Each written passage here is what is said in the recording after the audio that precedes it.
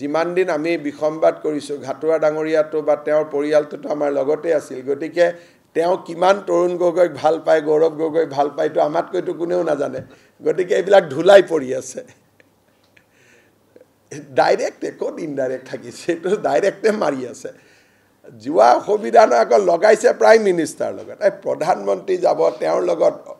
programme থাকিব 20 জন 25 জন মানুহ থাকিব কি কথা টিভিয়ে চাব ইমানখিনিতো গৌৰৱ গগৈ যদি ইণ্ডিয়ান এমপি ডেলিগেশ্যনত গ'লেহেঁতেনতো আমিতো নকওঁ তেওঁ ভূটানত গৈছিল ৰাষ্ট্ৰপতিৰ লগত সেইটো মই সুধিছোঁ নেকি হি একম্পেনিড প্ৰণৱ মুখাৰ্জী টু ভূটান চাওক তেওঁৰ বিষয়ে মই কিমান জানো ক'ত ক'ত গৈছে কি so he accompanied Pranab Mukherjee to Bhutan in Indian Air Force flight হেতুতো মই ইয়াত কোৱা নাই কাৰণ তেওঁ ৰাষ্ট্ৰপতিৰ লগত গৈছে অফিচিয়েল ডেলিগেশ্যনত গৈছে অফিচিয়েল ডেলিগেশ্যনত যোৱাটোতো ভুল নহয় কালি যদি প্ৰধানমন্ত্ৰীয়ে কয় যে পাকিস্তানৰ লগত আমি এটা যুদ্ধ জিকিলো যুদ্ধ যিখন আত্মসমৰ্পণৰ চুক্তি হ'ব সেইখন ফাইনেল কৰিবৰ কাৰণে আমাৰ অসমৰ চিফ সেক্ৰেটাৰী ইছলামাবাদত যাব লাগে তো না যাব নি it is in discharge of his official duty আমি কৈছো এনেই যোৱাটোহে খুধি আছো আমি অফিচিয়েল ডিউটি যোৱাটোতো সম্পূৰ্ণ বেলেগ কথা না প্ৰধানমন্ত্ৰী অফিচিয়েল কেপাচিটিত যায় তেওঁলোকে গোটেই কনফিউজনবোৰ এইবোৰ কৰি থাকে নৰেন্দ্ৰ মোদী গলে ভুল ভাৰতৰ প্ৰধানমন্ত্ৰী যায় আজি মই যাব পাৰো যদি কালি ভাৰত চৰকাৰে মোক ডেলিগেশ্যন এটাত মেম্বাৰ কৰে ঘাটুৱাৰ এই যে পৱন ঘাটুৱাৰটেবোৰ কৈ আছে তেওঁ গৌৰৱক বেয়া পায় নহয় গতিকে তেওঁ এক্সপ'জ কৰি আছে পাকিস্তানত গলে অপৰাধ হয় নে নহয় এই কথাটো কৈ পেলাই ইনডাইৰেক্টলি কি কৰি আছে যে তাৰমানে মুখ্যমন্ত্ৰীয়ে কোৱা কথাটো সঁচা এইটোৱে কৈ থকা নাই জানো ইনডাইৰেক্টলি কি কৈ আছে ভূপেন বৰা দেৱব্ৰত শইকীয়া অখিল বৰা অখিল গগৈ পৱন সিং ঘাটুৱাৰ মই যিমান পলিটিক্যালি এক্সপ'জ কৰিছোঁ এওঁলোকে মুখটোকে ছাপৰ্ট কৰি আৰু 360 কৰি দিছে অফিচিয়েলি নৰেন্দ্ৰ মোদীও যাব বাজপেয়ীও যাব মুছাৰফো আহিব he comes with a official capacity escorted by official এটা মোৰ ইয়াত যদি কালি পাকিস্তানৰ এম্বেছাডৰে মোৰ এপইণ্টমেণ্ট খোজে মই এপইণ্টমেণ্ট দিম কণ্ডিশ্যন দুটা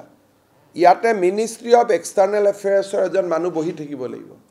আৰু মোৰ লগত চিফ সেক্ৰেটাৰী বহি থাকিব লাগিব আৰু আমি যি কথা পাতিম তাৰ এখন ৰেকৰ্ডেড মাইনোটছ বনিব মইতো হেতুকে খুদি আছো যে আপুনি কিবা অফিচিয়েলি গৈছিল নেকি পাকিস্তানত যোৱাটো ভুল হ'ব নোৱাৰে ইফ ইউ হেভ গান in a official capacity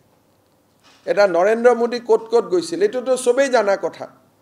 Manmohan Singh ক'ত ক'ত গৈছিলে প্ৰত্যেক মিনিটটো আমি জানো এই 15 দিনৰ মিনিটটো ঘাটুৱা ডাঙৰীয়াই জানে নেকি ক'ত ক'ত গৈছিল গতিকে যি কথা প্ৰটেক্ট কৰিলে উল্টাই তেওঁৰে বিপদ হয় যাক প্ৰটেক্ট কৰিব খুজিছে তেওঁৱে এক্সপ'জ হয় এবাৰটো পঞ্চায়ত ইলেকশ্যনত মানুহে তেনেকৈহে গম পালে যেতিয়া অখিল গগৈয়ে পাকিস্তান যোৱাটো অপৰাধ নহয় তাৰমানে ই বেটা গৈছিলে আপোনালোকেও তাক ভাল পাবগৈ যিমান ধুলাই কৰিব পাৰে কৰি আছে গতিকে মই বেয়া পোৱা নাই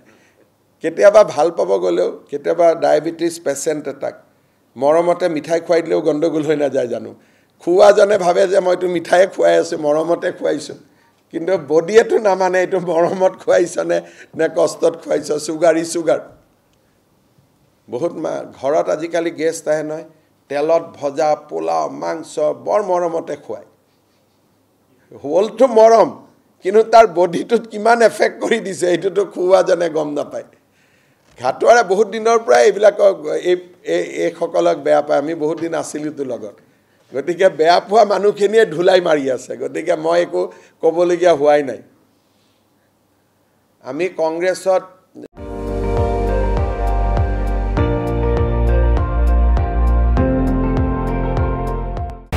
আপুনি চাই আছে ND24